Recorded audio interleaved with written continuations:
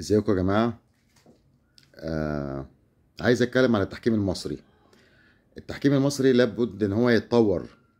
الحكم المصري بيبقى وحش جدا في مصر، وبيتهم اتهامات ان هو مجامل. بيطلع بره مصر يروح كاس عالم يتألق، يروح دوري الابطال يتألق، كونفدرالية.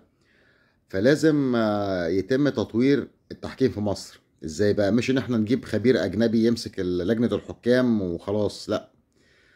زي ما الأندية فيها فكرة الاحتراف بيجيبوا لعيبة أجانب، كل نادي فيه 5 6 لعيبة أجانب، مهاجم أجنبي ومدافع أجنبي وكده، عشان يرتقوا بالمستوى، يرتقوا بمستوى بقية اللعيبة. لازم كل سنة يبقى فيه محترفين، حكام محترفين في مصر.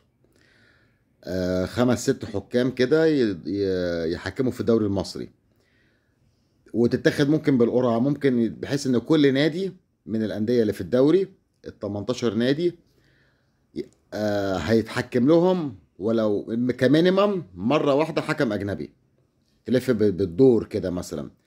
ده هيشجع الحكام المصريين إن هم مستواهم يعلى.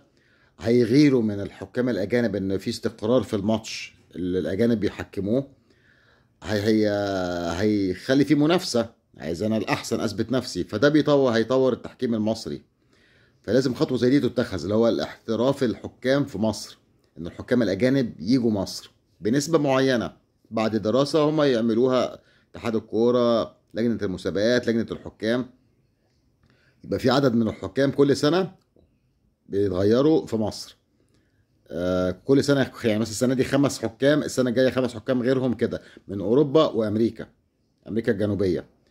فده هيطور التحكيم في مصر إن شاء الله بإذن الله، أعتقد يعني. شكرا، والسلام عليكم ورحمة الله وبركاته.